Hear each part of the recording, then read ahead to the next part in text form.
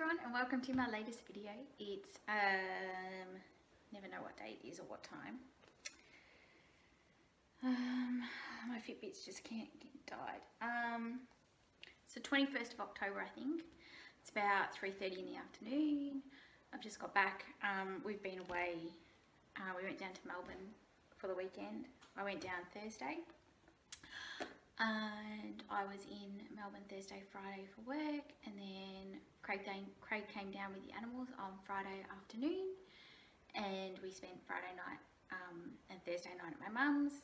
Then yesterday, which was Saturday, we had the graduation for my MBA in the morning, so that was pretty exciting. I was very pleased to finally have that done and wrapped up. So I had to be at the Melbourne Town Hall at 8 AM for registration and to get my robe and my cap and then have my official photos. And we had to be seated by 9:30. So we got there about 8. I was not the first, but one of the first. So got all my stuff, got my gown, got my hat, got myself sorted, and then went and met Mum and Craig across the road at the Western Hotel, where we had coffee and a muffin because we hadn't had a chance before that. We got out of bed, had showers, and then got in the car. I was a bit anxious and a bit nervous about the whole thing. When I was in there getting my robe, I had 2 missed calls from Craig, and I'm like, because Craig and Mum dropped me off at the town hall and then went and parked the car, as it was right on 8 o'clock when we got into the city. And I'm like, why is Craig, what's happened? So Craig called me, and we'd driven my car and the keys stay in my handbag because it's like a push button start, so I don't ever take the keys out of my handbag. And I got out of the car with my handbag, raced into the town hall, and they drove and parked the car, and then they couldn't lock the car because I had the keys in my handbag. So Mum had to stay with the car. Luckily Mum was there, and Craig came down to the town hall. I had to go out because they wouldn't let him in if you weren't a student, like a graduate. They weren't going to let you in. The university wouldn't let you in before 9:30 or whatever time they opened the doors. So I had to go out to him, give him the key, and he went back to the car, and Mum locked the car, and then they walked down. And so they got a coffee and I met them, and my godmother came and she met us at the town hall, at the Western as well. And then Craig's parents got in, and but they had a coffee somewhere else, and then they met us out. They met us out the front when we got back. So it was good. Took probably half an hour once everyone was seated. That was a bit ordinary. Like, they had everyone in at 9:30. You had to be seated. But they didn't start until about 10:05. So everyone was sort of sitting there for half an hour. And I understand why they did it. They did it to make sure all the students that were graduating were there, and, you know, everything was organised. But it was just a bit too long, and everyone was just sort of sitting around for ages before all the academic, academic staff like came into the hall and did their thing. But it was good. The dean did a speech, and then there was a lady who, I forget her name, anyway, she's a managing editor of Australian Financial Review, did a speech, talked for about 20 minutes. It was alright. And then all the students received their testimonies. So we went up on stage, shook the dean's hand, had a photo, and then that was it. It was like 5 seconds. But by the time everyone did their thing, it took like half an hour. Like, there was a lot of people. Well, not as many as like some graduations, where it takes like 3 or 4 hours. Thank goodness this was finished. The dean did a wrap-up speech, just really, really short little wrap-up speech. And we were done by 11:30. And then we walked out, which was I was really touched by this, actually. So the academic staff walked out down the middle of the seats, and then all the students filed out row by row, and everyone waited while we all filed out, all the graduates. But then I didn't realise, because I couldn't see, when I got down halfway down the aisle that we were walking out, the academic staff had actually lined up in like a like a guard of honor type thing on either side of us, and they were congratulating us and clapping us and that, and I was really moved by that. I thought that was really lovely because they didn't have to do that, and they were really showing, you know, their congratulations for what we'd achieved. So that was really lovely. And then we all went home, and I met a couple of my friends, a couple who are coming, one who's coming overseas for my wedding, and two of my other friends. Craig and I met them for coffee in a park. There's a cafe in a park near us where my mum lives called Queen's Park. And that was nice. We met for about an hour and a quarter, not long. And on the way over, so we dropped my mum home, and then we went to DFO at Essendon. It's one of those factory outlet stores, and I got a suitcase because I bought a suitcase during the week for our trip next year, found one that I wanted, and then realised I'd bought the wrong size.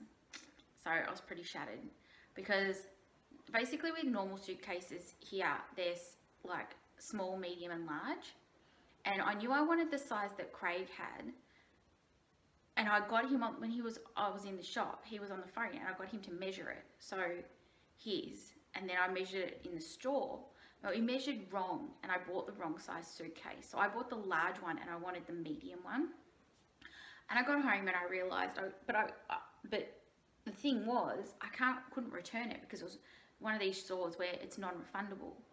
So I'm like, Jesus Christ, what the fuck am I going to do? So, and I'd wheeled it as well. Like, they said you could return it if it was unused, undamaged, and all the tags were on. Well, the tags were still on. I hadn't used it, but I'd wheeled it from the store to my office, and then from my office to the train station, and then the train station to my car, because I couldn't carry it. But I realized it was the wrong size. It was too big, because when I lifted it, it was too much for me to lift. Like, I was lifting it too high. I'm like, oh my God. So I've got this really expensive suitcase that I can't take back, and, you know, what am I going to do? And then I'm like, and it's too big for me. So I was like, man. Anyway, I just decided I'd sell it. And I found the one size down, because his store didn't have it, on the internet, but Craig likes it, and he's taller than me, like he's nearly 6 foot. So the extra few centimeters on this suitcase aren't a problem for him, because he's big enough to lift it and carry it and move it around. So he's probably going to give me the money for it, and because otherwise I'd have to sell it. And then yesterday when we went to DFO, I thought I'll check Strand bags, because I knew I could get the size I wanted from there on the internet. So I thought I'll check the store at DFO and see if they've got it. And sure enough, I was lucky, they actually had it in the medium, in the size that I wanted. So I bought that.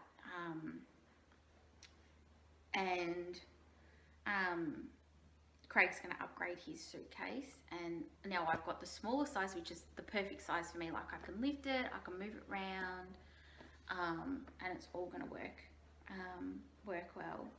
And then while I was there, I was having a look around, and I think I found a skirt that I want to wear for my wedding, I bought a skirt which I'm going to wear for my wedding, which is exciting. It's really, really pretty, because I'm not doing the traditional wedding dress. That's not my style, not what I want to do. I don't want to spend, you know, $2,000, $1,000, $2,000, $3,000, $5,000 on a wedding dress that I'm never going to wear again after those few hours. Like, it's just such a waste of money for me. I don't want to do it. So I found a beautiful skirt that's really pretty and formal. And then now I just need to find a top to go with it, and a pair of shoes. And I'll do flowers, and I'll get my hair and makeup done. I'll wear beautiful jewelry.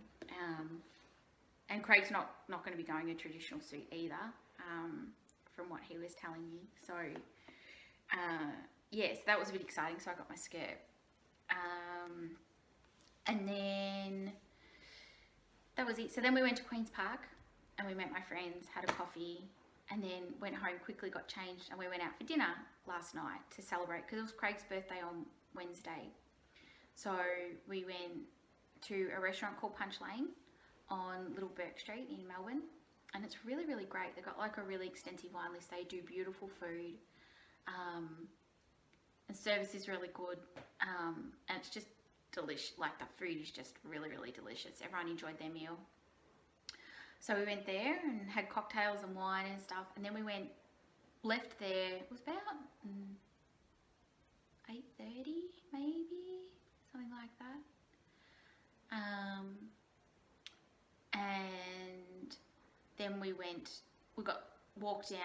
a couple of blocks to Collins Street and walked down to a bar called the George's on Collins, and we had another cocktail there. So George's on Collins is a bar that does drinks and stuff and food, but it's got like a nice cocktail list. So we had a really nice cocktail. I got the Irish Orchid, which had whiskey, elderflower liqueur, lime juice, rosemary, and something else in it. I can't remember. And that was really nice. I enjoyed that. Quite sweet and a little bit of tartness to it, and that was good. So we just sat there for about half an hour, and we were on our way home by about 9:30, 10 o'clock. But it was Craig's parents and my mum and me and Craig. My godmother also came for dinner and to my graduation, but she didn't come out for a cocktail afterwards. She was getting the train home, so she just got the train, and then we just Ubered it home, and we're probably home by 10:30. And then sorted out the animals, and then this morning I didn't wake up till 10 o'clock. I was so tired, and I think I slept for like 12 hours or something. So we got up. My mum we were going to go for breakfast with my mum, but I slept for so long and Craig didn't want to wake me up, and my mum went for breakfast without us, which was fine. So then Craig and I went for breakfast to a place in Essendon called 1018. They do really good breakfast. So I got the breakfast burger and Craig got a chicken burger. We had coffees, and then we stopped at the supermarket and I got some fish and stuff like that, because even though I live on the beach, it's really hard to get good fish down here, which is completely ludicrous. So we stopped there, did a little shop, got some fruit and veggies for the weekend, because obviously today's Sunday, we haven't been home all weekend. And unloaded everything, unloaded the animals. I brought a couple of plants home from my mum's that were originally mine, but when we sold our other house, I took them to my mum's to look after till we were settled again. So I brought home a couple of pots of granny's bonnets, which I call them granny's bonnets, but they're called columbines. I think it's columbines. Pretty sure it's columbines. So there was a dark purple and white one, a dark mahogany red,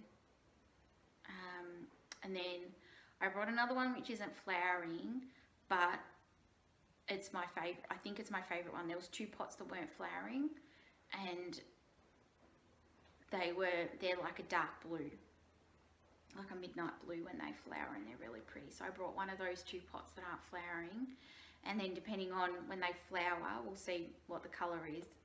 And Mum can have one of the blue and I'll have the other one, if they're both blue, but the blue's my favourite, so we'll see. So I brought that home, we unloaded the car, got back here, it was like 3 o'clock, unloaded the animals. Rangy's just lying on the ground here, he's happy to be home. And yeah, so I thought I'd quickly pop on and do a video, because I haven't done one for a while.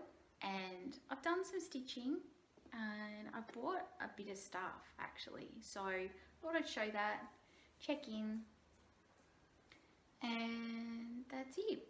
So that's what's been happening, not a lot else. We've got the for the wedding, we've just about sorted out the menu. I was nearly ready to can the hotel we were going to work with, because in Australia when you have a wedding they alternate meals. So on the table, you, like one person for instance would have chicken, one person would have steak, one person will have chicken, one person will have steak. And then what happens is, once all the food's out, if someone doesn't like steak or eat red meat, they can switch with the person beside them, but it's still a set menu, but you can alternate. Well, this hotel that we're getting the contract for, they don't do that. And it's taken me 3.5 months to get this stupid wedding planner to understand what we wanted and then get it sorted out with the hotel and find out if we can do it. I was ready to lose my fucking mind. I was going insane. It was so frustrating. Anyway, the idiot wedding planner that we've got, and I sound really terrible, but she is just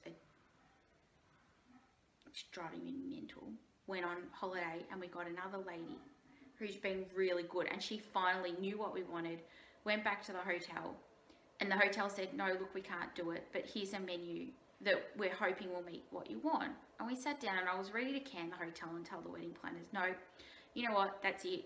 You need to find another venue. They're not doing what we want. And, you know, what if our guests aren't going to want to eat what we're paying for? Like, we'll all have all this wasted food. But then we went through the 2 cent menus again that they sent now around this time and looked at them. And then we're like, well, maybe it's people will just eat it and like it. So we've decided to go with it. It's basically a degustation. It's like a Tuscan degustation type menu. So there's like 6 courses. And I made Craig check. I said, Craig, you've got to go back because I can't deal with the menu anymore. I'm so over it. I just can't deal with it. So I went back. I said, Craig, go back, and he checked that everything that's on the menu is what's going to be actually served. Because there was so many courses, and they're like, no, everything that's on the menu will be served. And I actually think the food now is going to be really beautiful, and I think it's going to be really good. So if people don't like something, there's so many courses now and they'll be small courses that I think it'll be okay. So we've just got to sort out the alcohol. But we've got the ceremony location sorted, and I've got to get the contract and sign the contract and pay the deposit. But we've got the contract. We've settled on a menu for the reception. So that's good. And then I've organised the wedding planner. I've organised the photographer because I've got to pay the deposit for that. So I paid that. And then she came back to me and she said, oh, can you send through the signed contract? I'm like, what? So I sent her the signed contract that I'd sent at the start of September to the wedding planners and this stupid girl, and sent that to the photographer in the middle of October. And so realised that when the photographer came back, that the wedding planner hadn't actually sent the contract to the photographer. So thank goodness this photographer, that's the one I want, is still available. This girl's hopeless. So she's back from holidays now. I'm going to give her another little chance to get her shit together and get on board. And if she doesn't, I'm just going to say I want the other girl again, because I can't deal with this one. She's just a moron, honestly. And it sounds really bad, but like, she's been really hopeless. So hopefully it's going to be less stressful, because it was stressing me out big time. Being in the middle of October and still not having a venue for the wedding in 7 months, when I've got to tell people. But we've booked, so that's done. So we've booked our accommodation in Florence, we've booked our accommodation in Venice, we're now going to Switzerland, and we're staying in Thun in Switzerland for a few days after the wedding. We've booked that accommodation, we've booked our Paris accommodation, we've booked our Bordeaux accommodation, the French River cruise is sorted. Now we've just got to, we're not going to Norway anymore, but we've just got to sort out the accommodation and what we're doing in the UK. And but we won't do that quite yet, because that's, yeah, we're nearly there. And then we've got to book a couple of tours, and then we're almost organised. So it's a bit exciting. Lots and lots of things is happening with that. So now that I've got brain space, and I'm just trying to focus on eating healthier and getting exercise and getting good sleep patterns in and getting rest and getting more energy, looking after myself and my body now that I'm not studying and I've got brain space to think about other things. Starting to focus on that. Although this weekend I've eaten and drunk all sorts of, you know, food and alcohol and fatty foods and that sort of thing. So I'm focusing on that. So that's pretty much what's been happening.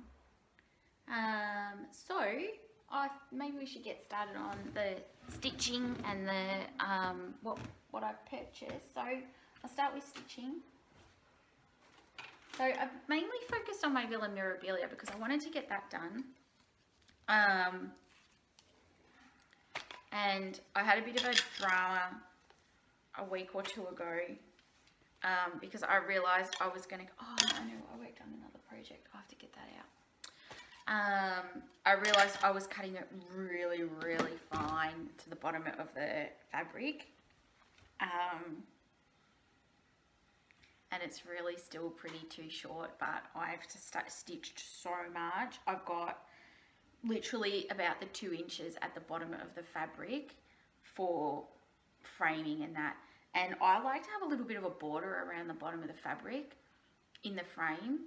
So what I might end up having to do is stitch some fabric onto the bottom so that I can get that extra room. But this is where I've got to with this is my Villa Mirabilia, and you'll see why I freaked out. So this is my villa. This is where I've got to. I've done all of this, and I finished off this. Basically what I've done is I finished off this section down here. And then I started working on here. But the main reason I started this was because I realized this is the bottom of the chart, and I realized I was getting really, really close to the bottom of the fabric. So I've basically got about 2 inches if I'm lucky. So it's pretty freaking close. So like I said, I think I'm going to stitch some fabric along the bottom so that then I can have a gap when I frame, because I don't want it to be framed like right there. So give myself a gap so that I can frame and I can have the fabric, like I can have that much, maybe. So it looks really pretty. So I've got a little bit to finish off up here, and then this down. So that's the bottom of her dress, and then this bit here is the bottom ribbon and where it says Villa Mirabilia. So I'm sort of, I've started working across here, and I'll do that bit across, and then I'll move. But it just looks, I just love it so much. It's so beautiful. Yeah. So I've been working on that. But that was a heart stopping moment when I did that line of stitches down there to make sure I was going to fit, because I would have cried if I'd done all this work and then not had enough room. Oh my God. Devastated. And then the other piece that I worked on, which I just need to find in my bags. I don't know which bag it's in.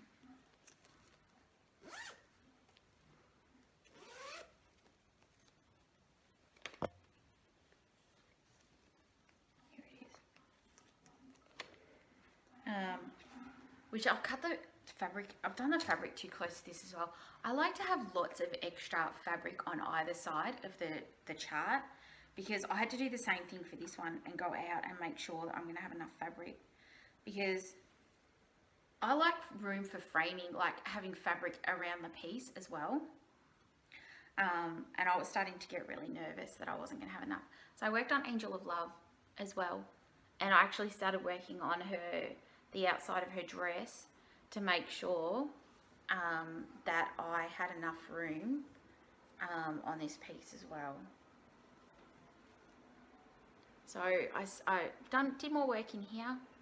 I actually changed some bits up just for the simple reason that all these beads, I got the 28 count. I started this on 32 count fabric, then redid it because nothing was fitting, and then did it on 28 count. But even with 28 count fabric, the beads get too tight. The Mill Hill beads, and some of them just don't fit. Like here, this section here, I don't know if you can see it, let me move a bit closer. So this section here, you've got beads that come out in a triangle, and then there's the border of beads, this little square of beads here.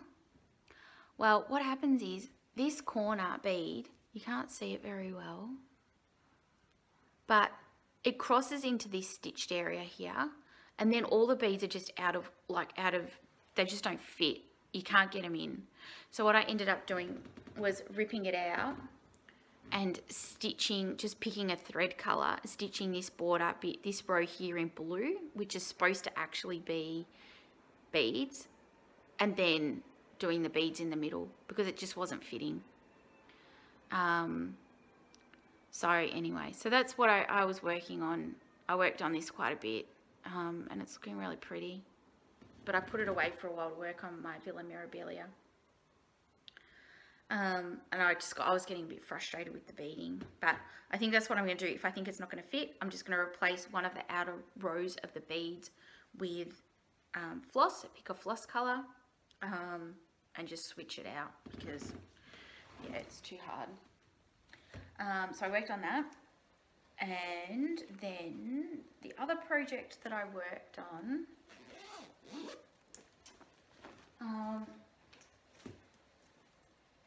was my gorgeous Hush Little Bunny, which I call Creepy Bunny. Didn't spend a lot of time working on it, but did a bit. So I've got more of the bunny done. Pretty much a lot of the bunny's done. I've just got to do his ears, I think. And then he's done. And did the head.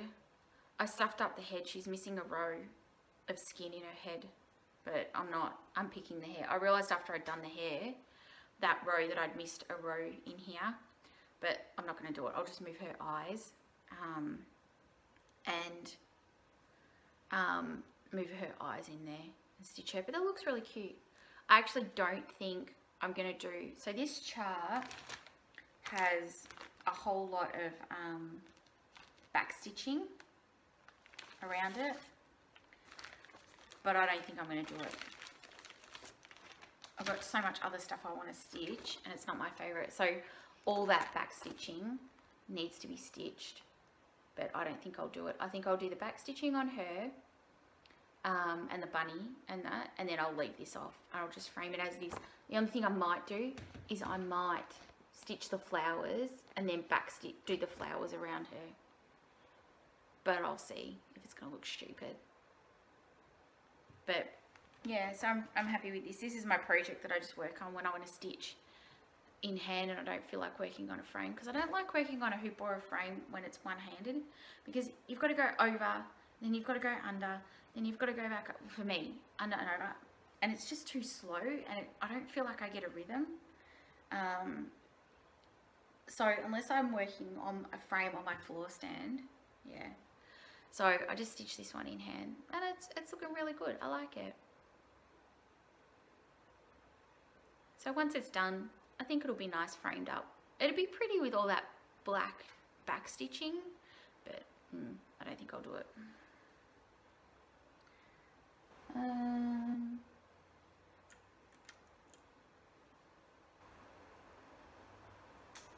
So that's pretty much all I worked on.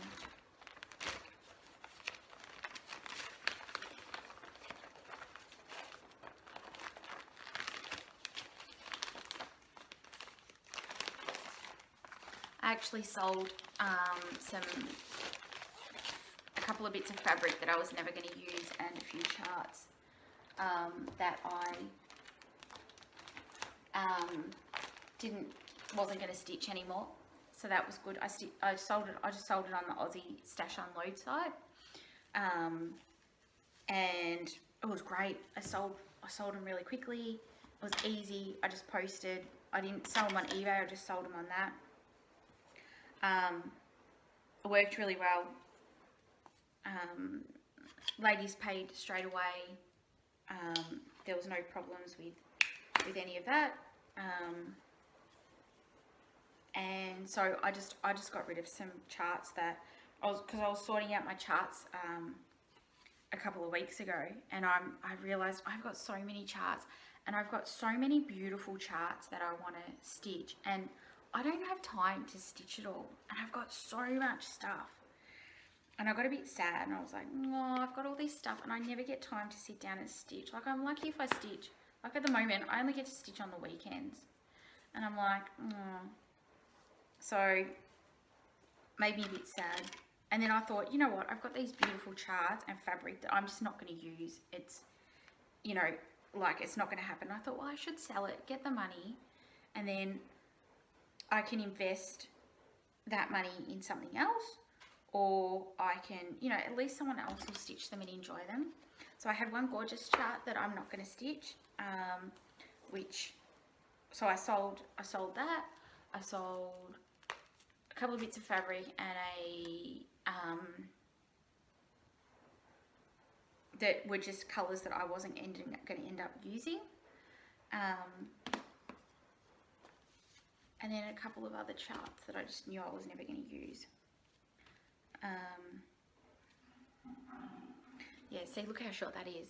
I just put that back on the frame. That's the bottom, and like, see how that, like, it's just right on the edge. Anyway,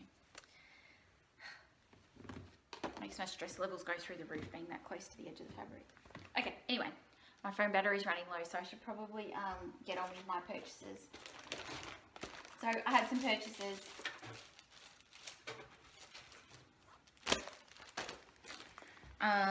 First I got myself a copy, which I don't think I've shown, of the Dreamer, which I've been wanting to get this chart for ages, and I was like super excited.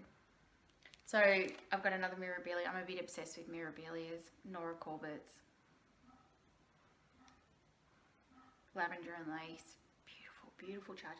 So I was really excited to get this one because the picture doesn't really do it justice. I mean, the picture looks beautiful, but the ones I've seen stitched up of this are just divine. So I got that. I think I got it off Aussie Stash Unload. Yeah, pretty sure I did. Then I got, I bought this from the lady that was selling cross-stitch stuff that closed that part of her store. It's just a Teresa Wentzler, but I like the fruit. It's pretty old-fashioned, but I think it'll be nice stitched up. I could potentially just stitch the fruit and not the whole big fat border. Like, just do these little bits in like 4 little ones. And that would be nice paired together. Maybe downstairs in the kitchen. So, and that'd cut out a lot of stitching time. So I might do them like that. But they're pretty. So I got that. Then I got a copy of, so I think this was on Aussie Stash Unload as well. I've also been wanting this one for a long time.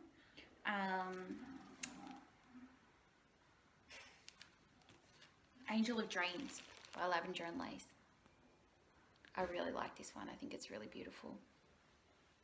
So I got that. I got a copy of that. Then in the mail turned up, I bought these ages ago on Stash Unload, Aussie Stash Unload, and I didn't realise I hadn't received them. And then they turned up in the mail, so I think the lady forgot to send them. Anyway, I got myself, these were unused skeins of Jodery Designs floss. I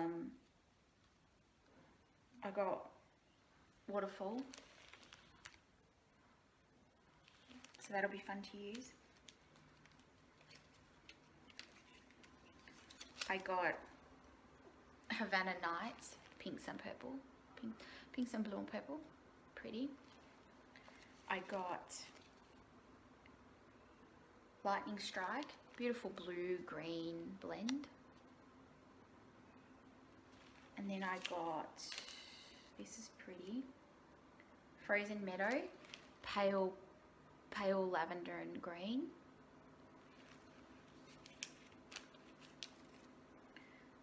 River Dolphin, Pebbles, blue, cream. And did I say this one? Lovebirds, pinks and yellows, so pretty. So I got those. So I got them, and they were like a complete bargain. They were like $6 for, yeah, I paid $12 and I got 6, so they were $2 each. And postage was nothing, it was like $2 or $3. So they were nice. I was excited about that. Then I got a train.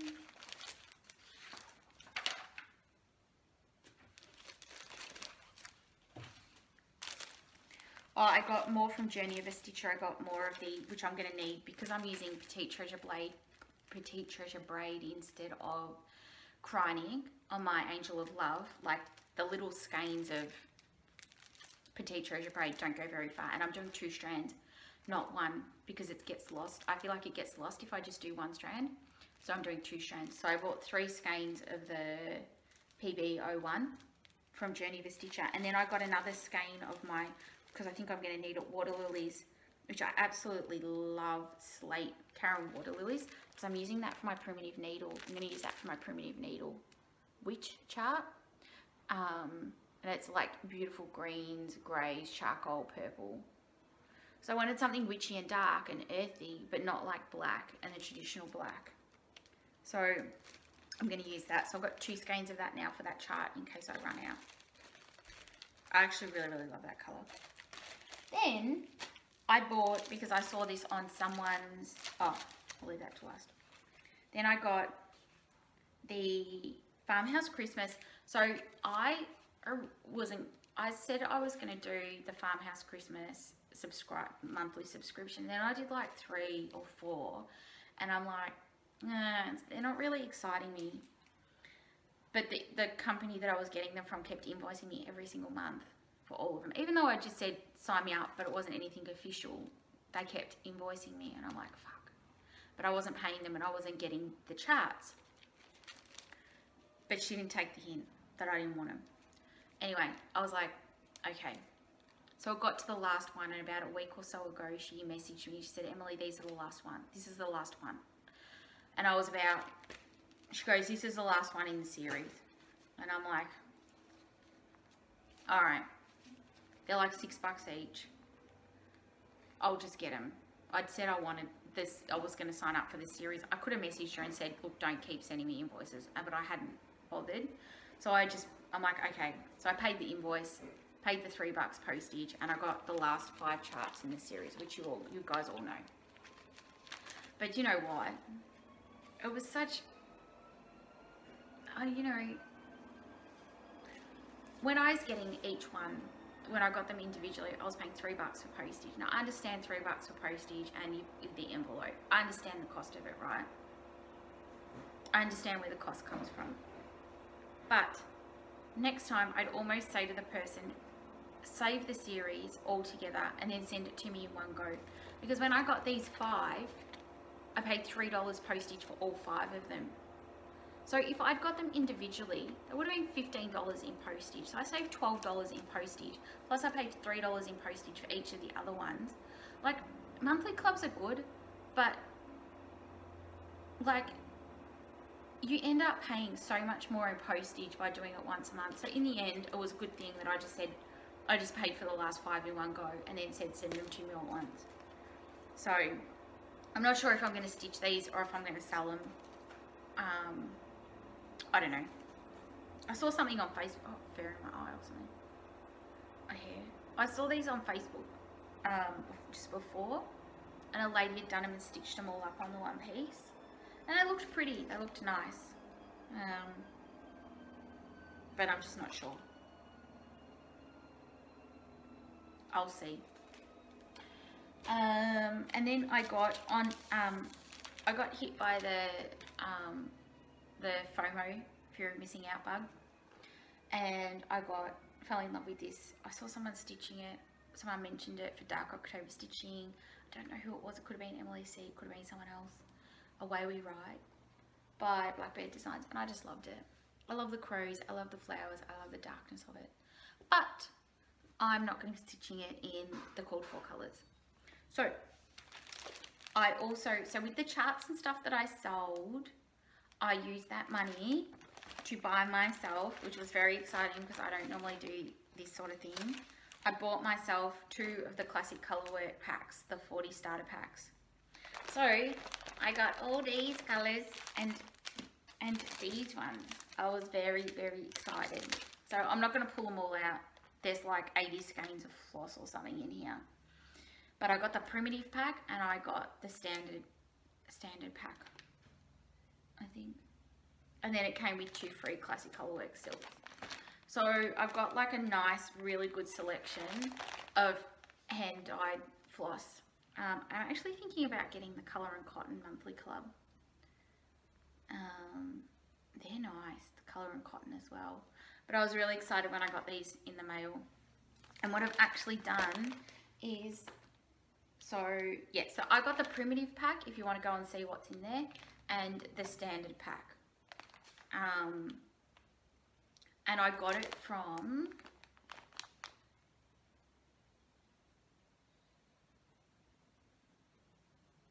who did I get it from? Country Cottage Needleworks, I think. Is it Country Cottage? No, that's not right. That's a chart, isn't it?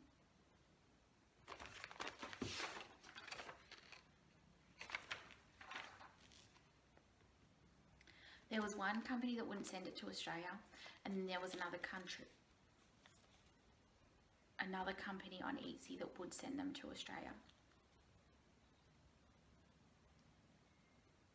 I will put it in the comments below who I bought them through, because they were really good. They packaged them up, sent them out really fast. I got them in really, really good time, and then yeah, they were really good. So I will put them in the comments below. And then they actually gave me a credit for free shipping, I think, because I paid so much for shipping. And I bought 2 packs, 2 of the starter packs. They were actually really nice, and they actually sent me a coupon for free shipping, which is really good because we pay so much for shipping in Australia. But I will put, I can't think of the name. I can see it, but I can't think of it. It's a well-known one. I'll put it in the comments below who I bought these off, because they were really good to deal with. And I've bought from them before, and they were good then as well. Anyway, so what I've done is, I don't like the oranges in this. So I'm going to stitch it on my,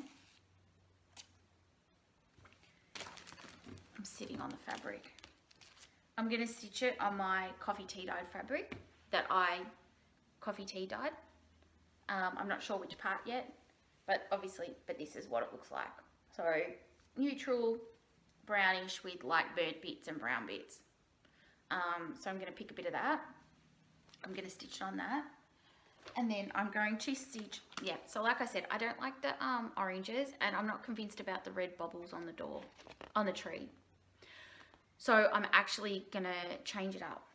So for the first time ever, I'm very proud of myself. I picked my own colours, and I picked them from the bundle of classic colourworks that I got.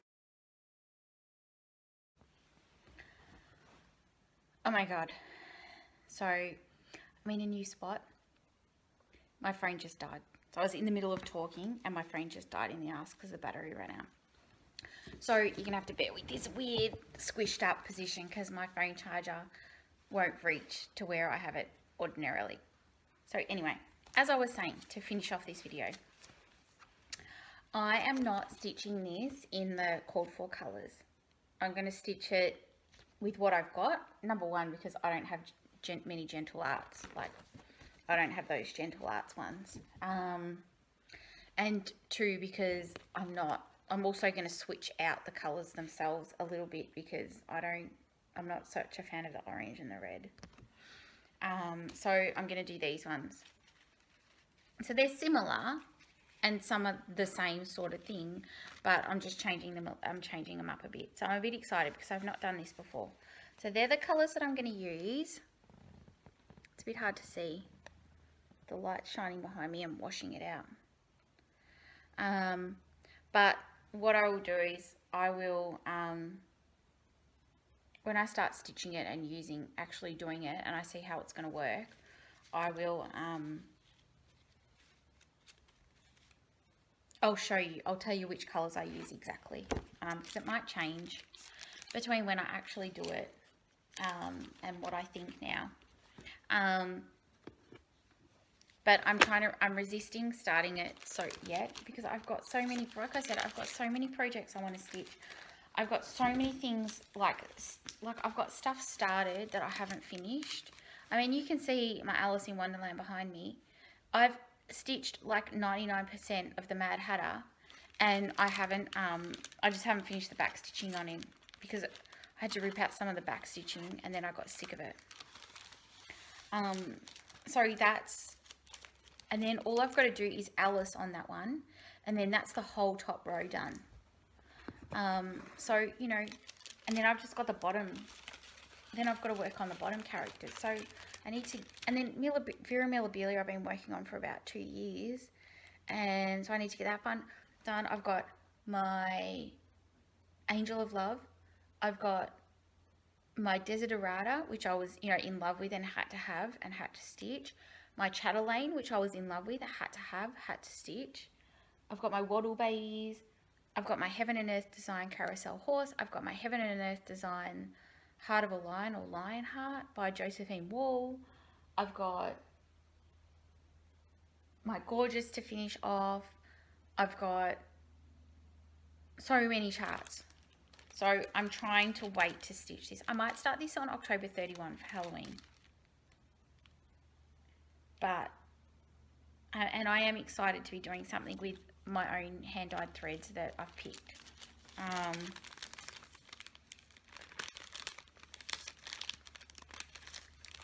But I'll see. So anyway, that's it.